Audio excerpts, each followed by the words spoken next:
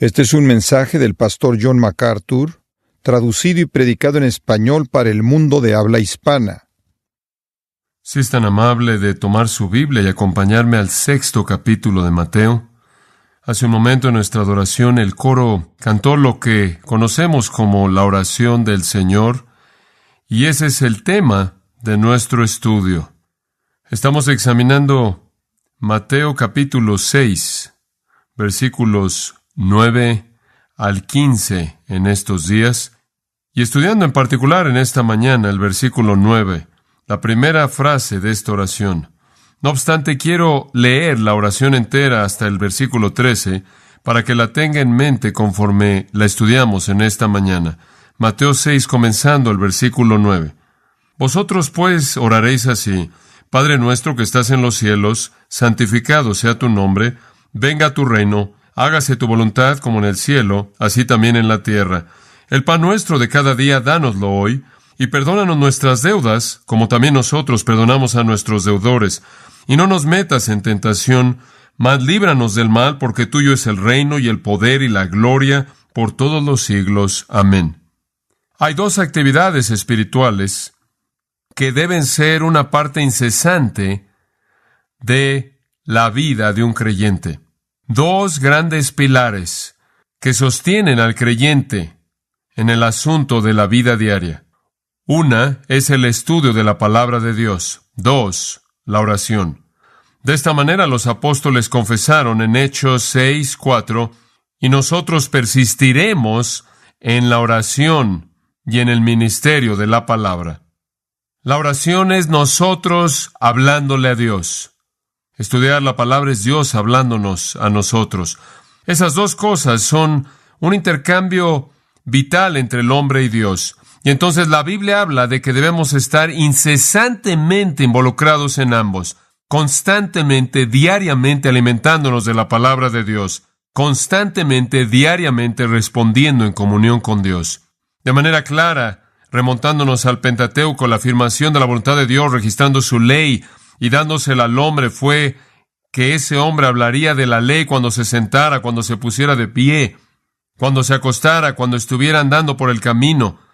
El hombre, a través del salmista, debía meditar en la ley de Dios día y noche. La ley de Dios, entonces, debía ser el enfoque de sus pensamientos y el tema de su conversación todo el tiempo. Y así también con la oración. El apóstol Pablo dice, orad sin cesar. El apóstol Pablo dice, orando siempre con toda oración y súplica. El Nuevo Testamento nos dice que debemos estar en toda oración con gratitud, hacer conocidas nuestras peticiones a Dios. Debemos estar orando en todo tiempo. Debemos estar estudiando la palabra, recibiéndola, meditándola y entregándola y dándola en todo momento. Esas dos cosas entonces se convierten en el elemento de la vida del creyente.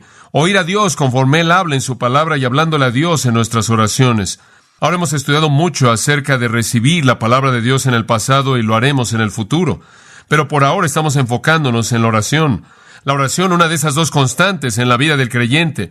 Jorge Müller, ese gran hombre de oración, se le preguntó cuánto tiempo pasaba en oración y su respuesta fue, y cito, vivo en el espíritu de la oración. Oro conforme camino, oro cuando me acuesto, oro cuando me levanto. Las respuestas siempre están viniendo. Fin de la cita.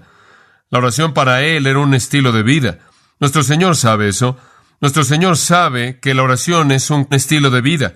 Nuestro Señor aquí se detiene en medio de su discurso en el Sermón del Monte, el cual en particular compara el estándar falsa de religión de los fariseos y los escribas con el estándar verdadero de Dios. Y Él incluye aquí una palabra de instrucción a todos aquellos que nombran su nombre para que puedan saber cómo orar. Las oraciones son muy importantes. Si es un estilo de vida para nosotros, entonces es necesario que nosotros entendamos cómo orar. De hecho, esta misma oración modelo que Él da aquí también es dada en Lucas en respuesta a la pregunta, Señor, enséñanos a orar. Si la oración es algo que debemos hacer de manera incesante, entonces debemos saber cómo hacerlo de manera apropiada. Y entonces nuestro Señor nos enseña a orar. Observe lo que no nos enseña. No nos enseña acerca de la postura de la oración, porque cualquier postura está bien. En la Biblia la gente oraba de pie, levantando sus manos, sentados, arrodillados, levantando sus ojos, postrados, colocando su cabeza entre sus rodillas, golpeándose el pecho, viendo el templo, etcétera, etcétera. No había una postura específica. Observe que no nos dice nada acerca del lugar de la oración.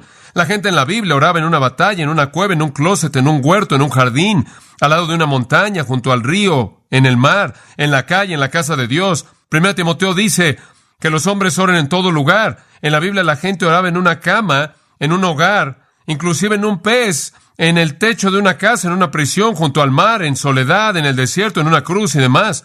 Él no nos habla acerca de los tiempos de la oración. Me acuerdo de un hombre que estaba predicando un sermón a un grupo de ministros y él predicó acerca del por qué la Biblia enseña que las mañanas deben ser para la oración y debemos orar en la mañana. Y examiné mi Biblia y en la Biblia encontré a gente orando en las primeras horas de la mañana, en la mañana 3 veces al día, en la tarde antes de las comidas, después de las comidas, en la 9ª hora, a la hora de acostarse, a la medianoche, día y noche en la actualidad, con frecuencia cuando son jóvenes, cuando son personas de edad, en problemas, diariamente y siempre. Jesús no nos habla de un momento específico, un lugar específico, una postura específica. Hay algunas personas que cuando oran sienten que deben tener un manto de oración puesto. El pueblo judío en la actualidad, cuando oran, tiene que vestirse para su oración, pero conforme usted ve la Biblia, la gente oraba en todo tipo de circunstancias y actitudes. Algunas veces con cilicio, algunas veces sentados en cenizas, algunas veces rasurándose sus cabezas, golpeándose el pecho, clamando, aplicando polvo a su cabeza, rasgando su ropa, ayunando, suspirando, gimiendo, clamando a gran voz, sudando sangre, agonizando, con corazones quebrantados, con espíritus quebrantados, derramando sus corazones, rasgando los corazones, dice la Biblia, haciendo un juramento, ofreciendo un sacrificio, ofreciendo alabanza, cantando canciones, etcétera. Eso no es importante. En cualquier postura, en cualquier momento, en cualquier lugar, en cualquier circunstancia, en cualquier atuendo, la oración es apropiada porque la oración es un estilo de vida total. La oración es una comunión abierta con Dios que se lleva a cabo en todo momento. Algunas veces se vuelve más concentrada, intensa que otras veces, pero la oración es un estilo de vida. Y si es un estilo de vida, entonces necesitamos entender cómo orar, y eso es precisamente por qué Jesús nos enseña esto aquí. Esta no es una oración que debe ser orada, sino más bien es un modelo para toda oración. Realmente creo que el mensaje más importante que le voy a predicar a usted en esta serie entera, se lo di el domingo pasado. Si no lo escuchó, necesita escucharlo, porque presenta el panorama entero de este concepto en la oración de los discípulos aquí. Observe cómo comienza la oración, o el modelo para la oración comienza, versículo 9. Vosotros pues oraréis así, hutos un en el griego, lo cual literalmente dice, de esta manera, o quizás podríamos traducirlo, siguiendo esta línea orarán. No está diciendo, en estas palabras exactas oren. Algunas veces en el libro de los Hechos, vi unas cuantas veces en donde esto ocurría, la misma frase hutos un es usada, dirá, siguiendo estas líneas, el Antiguo Testamento dice, y después va a parafrasear el Antiguo Testamento. El punto es que la frase hutos un no necesariamente significa en estas palabras exactas. Puede significar eso, pero en muchos casos tiene referencia al contenido general. Siguiendo esta línea. Vosotros pues oraréis así, no necesariamente significa siguiendo estas palabras exactas. Y creo que la gente que ha tomado esto en su exactitud lo ha recitado una y otra vez, ha perdido su significado, el cual para nosotros debe ser un bosquejo de esqueleto para una definición de toda la oración. Toda la oración debe seguir el patrón y el modelo dado aquí. Ahora, en nuestro último estudio señalamos que el enfoque primordial de esta oración es que se enfoca en la gloria de Dios. Y eso es apropiado porque eso es lo que toda la oración debe hacer. La oración no es tratar de alinear a Dios con lo que yo necesito. La oración es que yo afirmo la soberanía y majestad de Dios y tomo mi voluntad y la someto a la suya. Eso es la verdadera oración. Sabemos que en Juan 14, 3 al 14, nuestro querido Señor dice que cuando pedimos algo en su nombre, Él nos oye para que el Padre sea glorificado. La oración es para que usted reciba lo que quiera o para que yo reciba lo que quiero. La oración es para colocar la majestad de Dios en despliegue. Es para que Dios sea glorificado. Toda la oración entonces se concentra en Dios y esta oración no es diferente. Al estudiar las oraciones del Antiguo Testamento, lo cual he estado haciendo en el último par de semanas, para poder entender cómo es que el pueblo judío veía la oración, me sorprendió encontrar que inclusive en la circunstancia más profunda, más severa, inclusive en el foso de la desesperación que ni siquiera podemos imaginarnos, antes de que un verdadero santo de Dios entrara a la oración, con mucha frecuencia adoraba a Dios. Por ejemplo, estaba leyendo a Jonás. Jonás está en el estómago de un gran pez, en una circunstancia increíble que nunca nadie podría identificarse con Él. Hable usted de temor, hable usted de miseria. Ahí está Él, en el estómago de un gran pez, y en el capítulo 2 de Jonás, Él comienza una oración. Y usted pensará que Él simplemente haría a un lado todas las formalidades y simplemente se concentraría en sácame de aquí, Dios. Pero Jonás comienza con un himno maravilloso de adoración y alabanza, porque ningún hombre puede realmente pedirle a Dios algo, a menos de que Él afirme que Dios tiene el derecho soberano de decir sí o no. Esa es la base. Nuestra voluntad debe ser traída en sumisión a Él. Leí Daniel capítulo 9 y Daniel está en el precipicio del desastre todo el tiempo, debido al lugar estratégico en el que él está en medio de una sociedad pagana Babilonia.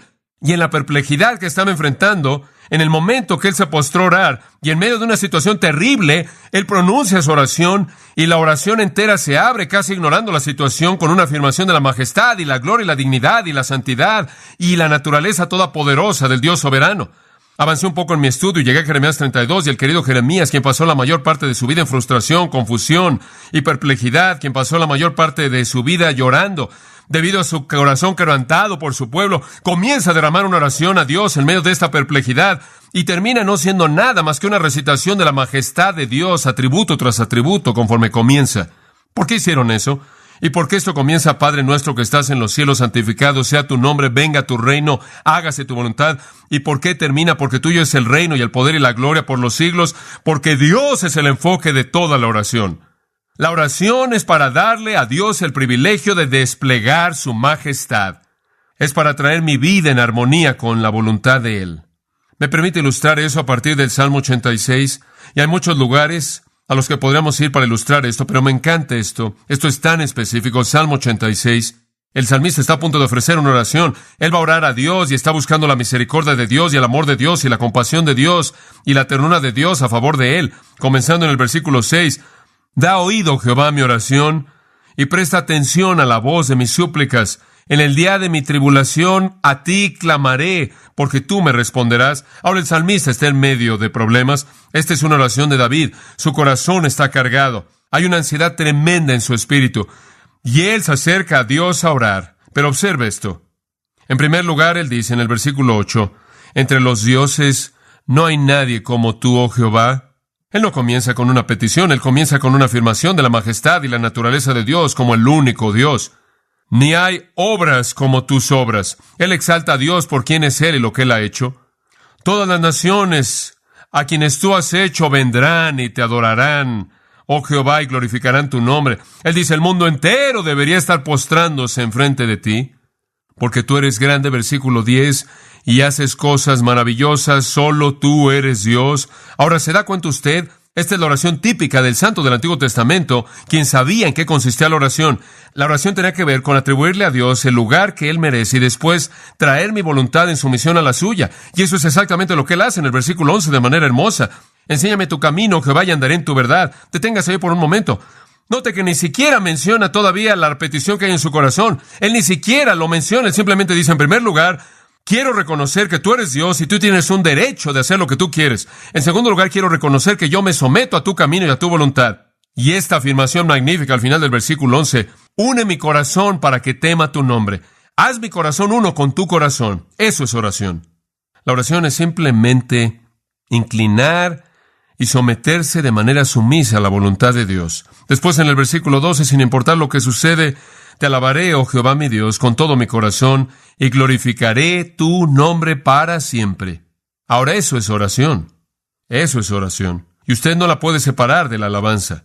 Colocar a Dios en su lugar apropiado como soberano y traer nuestras vidas de manera sumisa a su voluntad. Ahora, con eso en mente, regrese a Mateo 6. Y eso simplemente fue una breve mirada al tema de la oración conforme contemplamos la naturaleza y persona de Dios. Cubrimos eso en gran detalle la última vez. Pero observe de nuevo cómo he bosquejado esta oración, si es tan amable. De manera muy, muy simple, esta oración, toda faceta, toda afirmación, llena de verdad, breve, se enfoca en Dios, cada una de ellas. Padre nuestro que estás en los cielos, esa es la paternidad de Dios. Santificado sea tu nombre, esa es la prioridad de Dios. Venga tu reino, ese es el programa de Dios. Hágase tu voluntad, ese es el propósito de Dios. El pan nuestro de cada día, dánoslo hoy, esa es la provisión de Dios.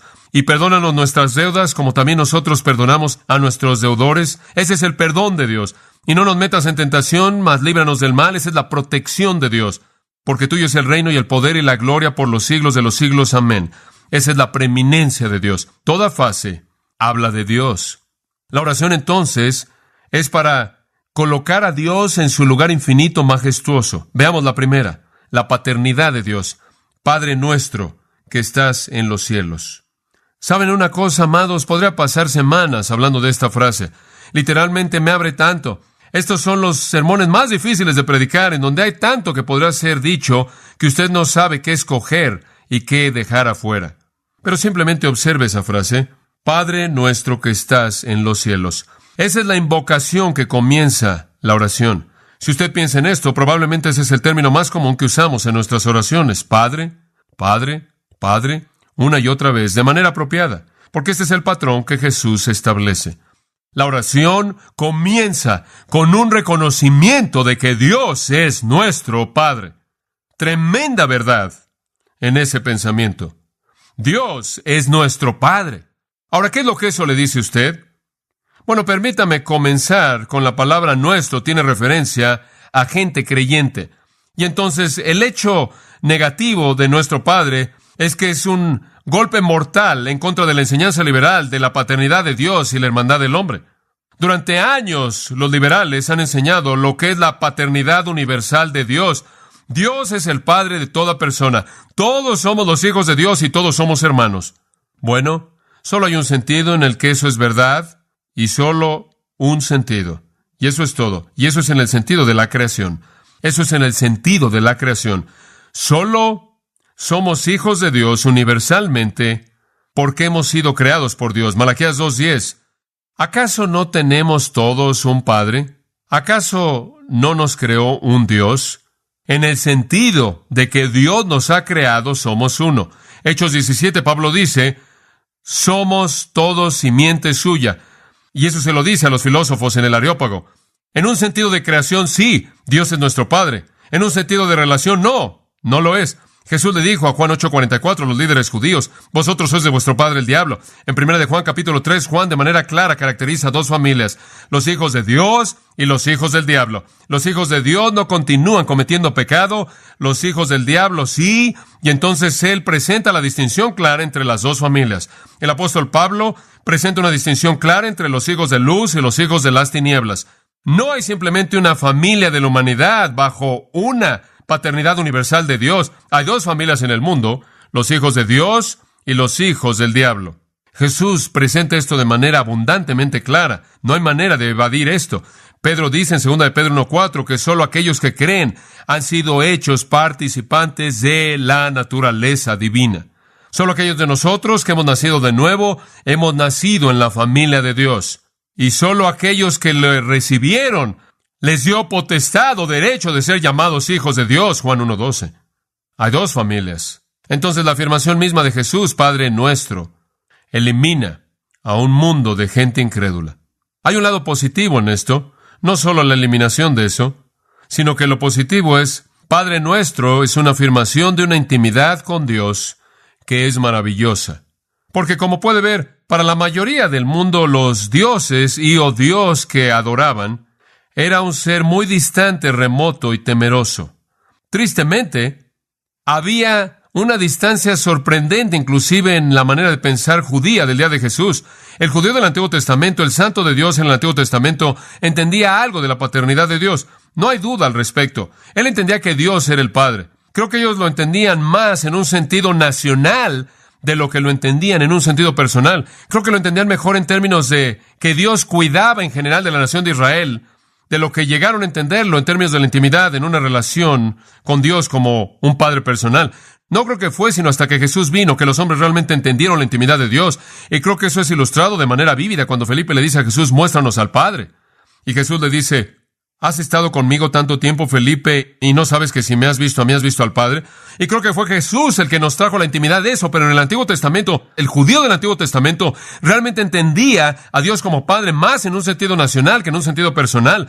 Y conforme pasó el tiempo y usted llega al tiempo de Jesús, ellos habían perdido el concepto de Dios como Padre. Dios se volvió más y más remoto, y no creo que es que Dios se movió. Creo que ellos se movieron conforme se alejaron de la religión verdadera, conforme se alejaron de la verdadera adoración y redefinieron su sistema para tolerar la pecaminosidad. Se aislaron del cuidado paternal de Dios, por lo tanto ellos asumieron que Dios estaba remoto e inclusive dejaron de usar los nombres de Dios. Se volvió algo blasfemo inclusive mencionar el nombre de Dios. Habían desarrollado una distancia inmensa. Ellos habían perdido el sentido de la paternidad de Dios, inclusive en un sentido nacional que habían conocido en el pasado. Y entonces cuando nuestro querido Señor pronuncia el término Padre Nuestro, es algo sorprendente para ellos. Los despierta a algo que habían perdido hace mucho tiempo en el pasado. Les presenta un nuevo tipo de intimidad que nunca siquiera habían llegado a entender. Padre Nuestro. Permítame llevarlo de regreso y mostrarle lo que los judíos en el Antiguo Testamento veían cuando pensaban en eso. Ellos sabían que Dios era un Padre. Ellos entendían algo de lo que eso significaba. Por ejemplo, en Isaías 64, usted tiene una afirmación que hizo Isaías acerca del pueblo de Dios, el pueblo de Israel, que habían pecado de manera terrible. En el versículo 5, él dice, ¿por qué hemos pecado?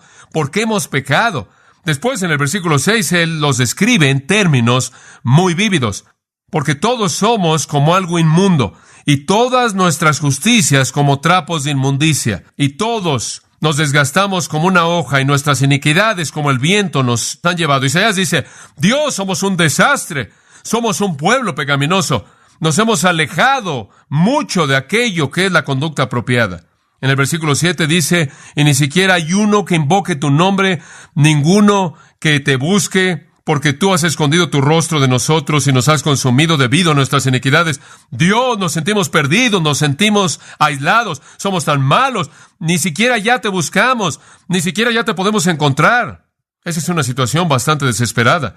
Y aquí entonces apela Isaías, versículo 8, de manera hermosa. Él dice, pero ahora, oh Jehová, tú eres nuestro Padre. Deténgase ahí. Como puede ver, él reafirma la realidad confortante de que Dios es un Padre y los padres cuidan de sus hijos. Como puede ver, ellos entendían eso. Ellos entendían algo del concepto de Dios como un Padre. Aunque somos pecaminosos, ¿todavía eres nuestro Padre? Permítame decirlo, si lo puedo resumir en un sentido, que los judíos en el Antiguo Testamento vieron en la paternidad de Dios 5 cosas básicas. No sé si estas 5 son exhaustivas, simplemente son lo que yo vi. Número 1, ellos reconocían que Dios era un Padre en términos de que Él los dio a luz. Ellos vieron el hecho de que Dios los engendró como un acto paternal. En 1 de Crónicas dice de Él que Él es el Dios de Israel, nuestro Padre. Ese es un título, el Dios de Israel, nuestro Padre. En otras palabras, el que ha engendrado a la nación. En segundo lugar, en el concepto de padre, los judíos vieron la cercanía de Dios. Un padre es uno que está en una relación familiar. Un padre no es como un tío, un primo, un amigo, un vecino. Un padre es una relación filial. Y entonces vieron en el término padre algo de cercanía. Para ver una ilustración de esto, no voy a tomar el tiempo para verlo. Lea el Salmo 68, realmente sorprendente.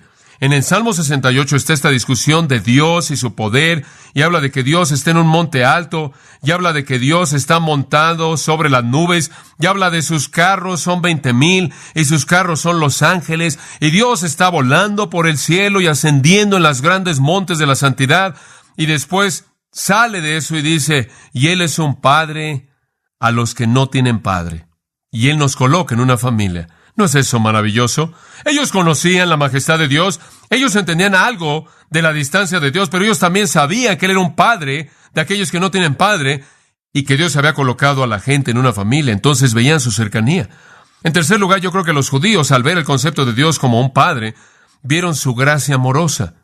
Un padre es perdonador, un padre es tierno de corazón, un padre es misericordioso, un padre muestra gracia a sus hijos. Y de esta manera dijeron en el Salmo 103, cómo el padre se compadece de sus hijos, así Jehová se compadece de los que le temen. Él es como un padre misericordioso, Él es como un padre que condesciende, lleno de gracia, gentil, amable, tan lleno de gracia, tan considerado. Así es como veían a Dios. En cuarto lugar, yo creo que los judíos del Antiguo Testamento vieron la paternidad de Dios en términos de su guía, como un padre guía a sus hijos, ¿no es cierto? Él los guía, les muestra por qué dirección deben caminar, les da sabiduría e instrucción. Así es como ellos lo veían. En Jeremías 31:9 dice, ellos vendrán llorando, ellos vendrán con súplicas, y yo los guiaré.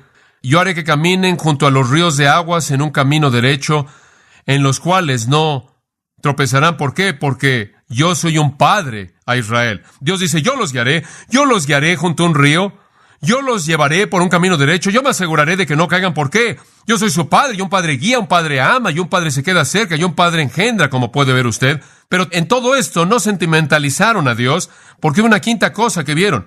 Ellos tenían que ver que, debido a que Dios era su padre, tenían que obedecerlo. Esa era su parte. Dios engendraría, Dios estaría cerca, Dios mostraría gracia, Dios también los guiaría, y ellos debían responder en obediencia. En Deuteronomio capítulo 32 hay una afirmación simple que reitera esto, y podremos ver otras escrituras, pero simplemente veamos esta. Ellos se corrompieron a sí mismos, eran pecaminosos, y la palabra viene, ¿no demanda esto Jehová, oh pueblo insensato y necio? ¿No es Él vuestro Padre quien os ha traído? ¿Pueden tratar a su padre con desobediencia, falta de respeto? Entonces lo entendieron como un padre, quizás de una manera más general. No obstante, lo entendieron como un padre que los engendró, amoroso, que estaba cerca de ellos, que los guiaba, que los entrenaba, los preparaba en la obediencia, y tenía la responsabilidad de obedecer. Este es un concepto judío. Y sabe una cosa, más adelante en el Sermón del Monte, regresando a Mateo 7:7, Jesús reitera este concepto. En el capítulo 7, versículo 7, Él dice, pedid y se os dará, buscad y hallaréis, llamad y se os abrirá. Porque todo aquel que pide recibe, y el que busca halla, y el que llama se le abrirá. ¿Por qué? ¿Por qué Dios va a hacer esto? ¿Por qué Dios va a oírle usted cuando pida? ¿Por qué Dios va a abrir cuando toque? ¿Por qué Dios va a ayudarle cuando busque? ¿Por qué? Porque Dios es así. Y él continúa en el versículo 9. ¿Qué hombre hay de vosotros que si su hijo le pide pan, le dará una piedra? ¿O si le pide un pescado, le dará una serpiente? Pues si vosotros, siendo malos, sabéis dar buenas dádivas a vuestros hijos, ¿cuánto más vuestro qué? Padre que está en los cielos dará buenas cosas a los que le pidan. De nuevo, se les presenta el hecho de que Dios es un Padre benévolo, cuidadoso, amoroso, así como un padre en el mundo cuida de las necesidades de sus hijos. Pero creo que ellos tenían un sentido de distancia conforme regresamos a lo que Jesús dice en el capítulo 6, que les había llevado a perder este sentido de intimidad. Creo que lo único que les quedaba era el concepto pagano. ¿Saben una cosa? Los griegos llamaban a Zeus, padre Zeus, y en conexión con el padre Zeus el término llegó a significar señor o gobernante. Perdió toda su intimidad. No quedó nada de intimidad, y por cierto, Zeus era un dios bastante corrupto. Simplemente quiero que sepa eso. Había un dios amable llamado Prometeo, y Prometeo vio el mundo, según la leyenda griega, y Prometeo dijo que no había fuego en el mundo. Y los hombres tenían frío en la noche, y los fuegos no solo eran buenos para mantenerlos calientes, sino que eran buenos para muchas cosas, para palomitas y malvaviscos y comunión y cosas así. Y Prometeo vio al mundo y dijo, no es bueno que el hombre no tenga fuego. Y entonces Prometeo le dio al mundo fuego, y el padre Zeus se enojó tanto con Prometeo, que tomó a Prometeo y lo llevó a la mitad del mar Adriático, encontró una roca que estaba saliendo ahí del agua, y encadenó a Prometeo esa roca y lo dejó ahí, en medio del calor terrible del día, y la sed del día, y el frío de la noche, y constantemente le quitó, creo que una especie de ave, con sus garras hizo eso, continuamente le quitaba, le arrancaba su hígado, y Prometeo, según la leyenda, siempre terminaba con un nuevo hígado, y entonces siempre se le hacía eso. Los griegos dijeron que eso es lo que el padre Zeus piensa acerca de algo bueno para la gente. Ahora ese es el contexto de este día. Padre no significaba nada, había perdido su significado. Y para los fariseos y a los escribas, pensar en Dios como un padre era un pensamiento muy vacío. No significaba nada más que un señor, o un dios, un gobernante, un rey. Y Jesús lo usa de una nueva manera. Jesús inyecta en esto algo rico, algo especial, algo íntimo. No solo en la palabra que Él usa, como veremos, sino en la manera en la que Él trajo Dios a los hombres, ¿no es cierto? Jesús hizo esa intimidad posible. Por cierto, cuando Jesús oró, Él siempre usó la palabra Padre. Más de 70 veces la palabra Padre, Él siempre la usa. Solo en una oración que Él oró, no usó la palabra Padre. ¿Sabe usted qué oración fue esa? Dios mío, ¿por qué me has desamparado? Solo al llevar el pecado fue Él separado del Padre, y solo entonces Él nos dijo Padre. El resto de las veces, la intimidad de esa relación fue expresada, y solo en ese momento temporal, cuando fue quebrantada al llevar Él el pecado, Él se dirigió a Dios de otra manera. Escuche, cuando usted va a Dios y le dice Padre, no está hablando del padre ganso, padre de alguien, alguna persona benevolente que quiere regalarle a usted huevos de oro, o la madre gansa, o lo que sea. No estamos hablando de alguna deidad que está totalmente desinteresada y es un padre únicamente en el sentido de su liderazgo.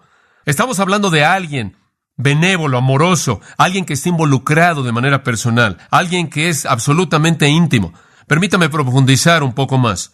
Estudié un poco esta semana las filosofías de la época y descubrí algunas cosas interesantes.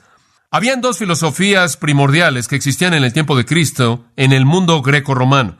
Son conocidos como los estoicos y los epicúreos. Ha leído usted de ellos, ¿verdad? Los estoicos tenían un atributo esencial para los dioses. Decían que el atributo primordial de un dios es apatheia. Obtenemos la palabra apático de esta palabra. Ahora, apatheia para el griego es esencial en la capacidad de experimentar cualquier sentimiento. Ahora, los griegos dijeron esto: si una persona puede sentir amor, él puede ser lastimado. Si una persona puede sentir gozo, él puede sentir tristeza. Si una persona puede sentirse contento, puede sentirse infeliz. Por lo tanto, los dioses no sienten nada, de lo contrario podrán ser lastimados. Entonces ellos escogen ser totalmente personas que no tienen pasiones, no tienen emociones, incapaces de sentir algún sentimiento. Son apáticos, indiferentes. Esa es la perspectiva estoica de los dioses. Totalmente carentes de emoción, pasión, indiferentes. Los epicúreos tenían una idea un poco diferente. Ellos dijeron que la cualidad suprema de las deidades es ataraxia. Ataraxia es un término que significa serenidad total, calma total, paz perfecta. Ahora ellos dijeron que si los dioses se involucraban en asuntos humanos, perdían su tranquilidad, ¿verdad? Perdían su calma. Si se involucran en el desastre en el mundo, nunca podrán mantener su serenidad. Por lo tanto, los dioses están distantes. Y ellos tenían lo que llamaríamos en la actualidad una perspectiva deísta, que hay un poder que está ahí arriba, que echa a andar todo y después se aleja porque no quiere involucrarse. Entonces los estoicos decían Dios es absolutamente apático e indiferente, y los epicúreos dijeron Dios está absolutamente distante, totalmente desinteresado y aislado de toda condición humana. Así es como pensaban de sus dioses, aunque usaban el término padre. Ahora, ¿qué hay acerca del día moderno? Es un poco diferente. James Stewart citó 2 líneas de un poema escrito por Thomas Hardy. Thomas Hardy dijo esto. Él dijo, la oración es inútil porque no hay nadie a quien orar, excepto, y aquí está la cita, esa cosa soñadora, oscura, torpe, que gira la manívela de esta presentación aburrida. Fin de la cita. Para Thomas Hardy, Dios, esa era cosa que estaba soñando, torpe. Voltaire dijo, la vida es una mala broma.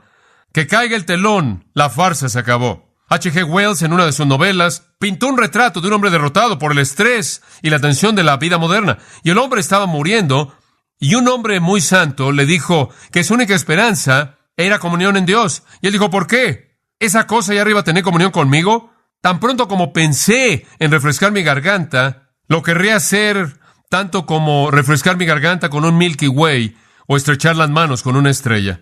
El estoico ve a su Dios sin emociones. El epicúreo ve a su Dios totalmente distante. El filósofo moderno ve a Dios como la cosa oscura, soñadora, torpe, que gira la manivela de la presentación aburrida. Inclusive el judío de la época de Jesús ve a Dios como un padre, solo en un sentido pasado, remoto, distante, desvanecido, con poco significado.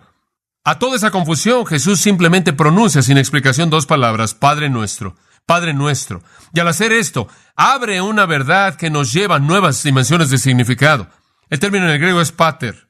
Jesús no usó ese término. Jesús habló arameo cuando él habló, aunque la Biblia fue escrita en griego. Hay poca duda en mi mente que él usó el término Abba, ya que Abba era el término familiar. Abba era el término de cercanía usado por un niño pequeño para hablar a su padre. De hecho, el Talmud dice que lo primero que ellos aprendían era decir Abba e Ima. Eso se oye como los niños pequeños, ¿no es cierto? No sé cómo sus hijos empezaron a llamarlo a usted cuando empezaron a hablar, pero se les ocurrieron algunas cosas simpáticas en nuestra casa.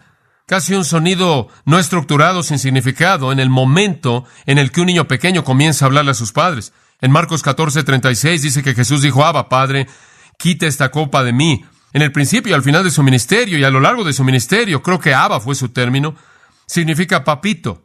En Romanos 8:15 y Gálatas 4:6 la Biblia dice que podemos clamar Abba, Padre. No venimos a Dios como un padre en términos de la manera en la que los judíos solían pensar, simplemente como alguna deidad responsable de la nación entera. No venimos a Dios como algo indiferente, alejado. Venimos a Dios como un padre íntimo. Usamos el término Abba. Esta es una respuesta al escepticismo moderno. Esta es la respuesta a la confusión de los fariseos.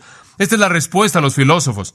Permítame cerrar nuestros pensamientos esta mañana al resumir esto. ¿Qué significa que Dios es nuestro Padre? ¿Qué significa que podemos ir a Él como Padre? Escuche esto. Número 1, significa el fin del temor.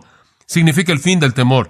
Los misioneros nos dicen que uno de los regalos más grandes que el cristianismo trae a la sociedad pagana es la certeza de que Dios es un Padre amoroso, que se preocupa, porque la gente pagana vive bajo el temor de sus dioses.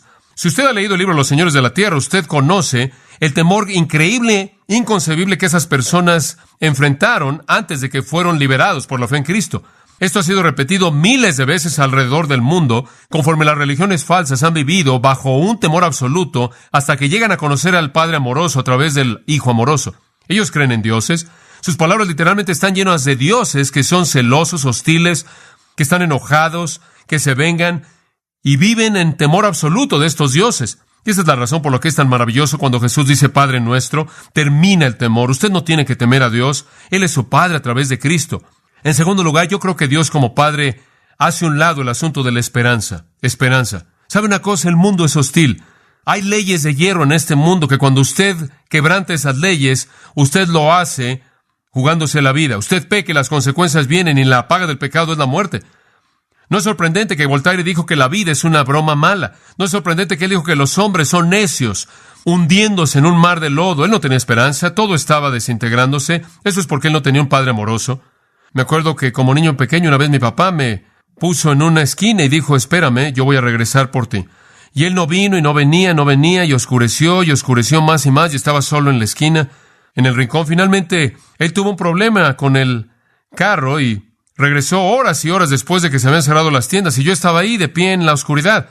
Claro que él me abrazó y se preguntó si me había molestado. No me acuerdo todos esos detalles. Yo simplemente recuerdo que le dije, no estoy enojado porque me dijiste que regresarías y te estaba esperando. Ese es el amor de un hijo hacia un padre, esa es la esperanza. Pero en medio de un mundo hostil que se está desintegrando, Dios es nuestro Padre y Él va a encargarse de lo que necesitamos. En tercer lugar, creo que hace un lado el asunto de la soledad. Si Dios es un Padre, entonces eso es algo que la gente solitaria necesita conocer, ¿verdad? El corazón conoce la soledad, el corazón conoce la amargura, la pérdida de dignidad personal, la pérdida de esperanza. Todos sufrimos de compasión, autocompasión. Desesperadamente necesitamos respeto. ¿En dónde vamos a encontrar esto? ¿Hay alguien que nos conoce por lo que somos y nos ama por eso? ¿Hay alguien que puede levantarnos y darnos valor? ¿Hay alguien que puede hacernos sentir como si tuviéramos un amigo? Dios puede, Él es nuestro Padre. Él es nuestro Padre. Él dijo, aquí yo estoy con vosotros todos los días. Yo soy un amigo que está más cercano que un hermano. La paternidad de Dios resuelve el asunto de la soledad. En cuarto lugar, creo que esta frase aquí resuelve el asunto del egoísmo. Obsérvela de nuevo, dice Padre nuestro, no Padre mío, sino Padre nuestro. Y Jesús nos enseña, como le dije la semana pasada, y simplemente lo menciono porque lo cubrimos la semana pasada, la oración es algo que no es egoísta. Incluye a la comunidad entera de la fe siempre. De hecho, no hay un solo pronombre personal en singular en toda esta oración. Cuando usted ore, no ore centrado en usted mismo, ore con sus brazos abrazando a todo mundo. Efesios 6:18 dice, orando en todo tiempo, con toda oración y súplica, escuche esto, por todos los santos. Ore por todo mundo. Y sabe una cosa, si usted solo se enfoca en sí mismo, usted no entiende lo que dice aquí. Él no es su Padre, Él no es mi Padre, Él es nuestro Padre. El uso mismo de la palabra nuestro termina todo reclamo de exclusividad.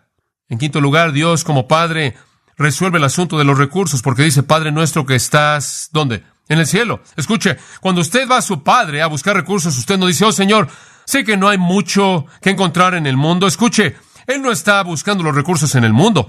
Él lo está encontrándolos en el cielo. Yo creo que esto añade una dimensión que simplemente nos saca de nuestros problemas. Padre nuestro que estás en el cielo. Él tiene todos los recursos en la esfera sobrenatural a su disposición. Todo lo que el cielo es, todo lo que significa en Efesios, ser bendecido en los lugares celestiales con toda bendición espiritual, está disponible en Él. Él es un Padre amoroso quien tiene todos los recursos del cielo. Arthur Pink dice, y cito, si Dios está en el cielo, entonces la oración necesita ser algo del corazón y no de los labios, porque ninguna voz física en la tierra puede rasgar los cielos. Fin de la cita. Si Dios está en los cielos, entonces nuestras almas deben estar distanciadas de la tierra. Si oramos a Dios en el cielo, entonces la fe debe llevar con alas nuestras peticiones. ¿Quiere usted satisfacción? Dios la tiene a su disposición. ¿Quiere usted justicia? Dios la tiene en los lugares celestiales. Paz, comunión, conocimiento, victoria. De nuevo, todo está ahí. Yo oro a un Padre quien tiene recursos absolutamente eternos. Oh, qué gran pensamiento. En sexto lugar, ver a Dios como Padre resuelve el asunto de la obediencia. Suele haber un compromiso con obedecer a su Padre. No sé si ya existe en la actualidad. Era tan importante que en el Antiguo Testamento Dios dijo, si encuentran a un hijo desobediente, apedréenlo, porque quiero que el mundo sepa que deben obedecer a sus padres, porque ese es un retrato de cómo deben responder a Dios su Padre, y eso resuelve el asunto de la obediencia. Mis hijos deben obedecerme, y yo soy un padre indigno, debemos obedecerlo a Él, y Él es un padre infinitamente digno. El punto de la paternidad de Dios se reduce al hecho de que debemos obedecer. Jesús obedeció al Padre. Él dijo, no vine a hacer mi voluntad, sino la voluntad del que me envió. Él dijo, mi comida es hacer la voluntad del Padre. Mas no se haga mi voluntad, sino la tuya. Si Él se puede asignar a sí mismo un lugar de sumisión en la perfección, ciertamente podemos someternos en nuestra imperfección. Finalmente, resuelve el asunto de la sabiduría. Si Dios es el Padre, entonces Él es infinitamente más sabio que nosotros. ¿Se acuerda usted del antiguo programa de televisión, Padre sabe lo que es mejor? Eso nunca volverá a ser transmitido. Eso nunca volverá a ser transmitido. Pero el Padre sí sabe. Y regresamos a donde comenzamos, sumisos a su voluntad, porque es lo mejor. Ahora escúcheme. ¿Qué sucede cuando usted sabe que Dios es su Padre? En primer lugar, quita el temor. En segundo lugar, provee esperanza. En tercer lugar, termina con la soledad. En cuarto lugar, termina el egoísmo, porque Él es Padre nuestro. En quinto lugar, provee recursos celestiales infinitos, porque Él es nuestro Padre que está en los cielos. En sexto lugar, demanda obediencia. Y en séptimo lugar, declara sabiduría. Entonces, comenzar una oración, Padre nuestro, que estás en los cielos, es indicar mi disposición, mi prontitud a venir como un hijo amado a un Padre amoroso, a recibir todo lo que su amor puede darme. Ahora, cuando usted ore, ¿va a orar usted de esta manera? Inclinémonos juntos en oración. Señor, cada vez que digo Padre nuestro, sé que no estoy perdido en la multitud. Cada vez que digo eso, yo sé que tú estás ahí. Yo sé que tú estás ahí quitando mi temor, proveyendo esperanza, quitando la soledad, quitando el egoísmo, proveyendo recursos celestiales vastos e infinitos, llamando a mi obediencia y afirmando tu sabiduría absoluta. Oh, qué cosa es tenerte como un Padre. En todas nuestras oraciones, querido Señor, que vengamos con un profundo sentido de gratitud, porque tú eres nuestro Padre, a quien podemos decirle papá, papito, Abba, en intimidad, porque tú te preocupas. Tú no solo nos hiciste súbditos de tu reino, tú no solo nos hiciste siervos de tu voluntad, tú no solo nos llamaste amigos, tú nos hiciste hijos e hijas, tus hijos, y nos dijiste que te llamáramos Padre. Gracias. Y que nosotros seamos hijos obedientes, que nosotros que somos tus hijos, vivamos y caminemos como deben caminar tus hijos, para tu gloria, en el nombre de Cristo. Amén. Usted ha escuchado a John MacArthur, maestro bíblico de Gracia a Vosotros. Para más información y acceso gratuito a todos los mensajes de John, así como una lista de libros incluyendo la Biblia de estudio, visite la página web en gracia.org. Y de antemano, gracias por su apoyo.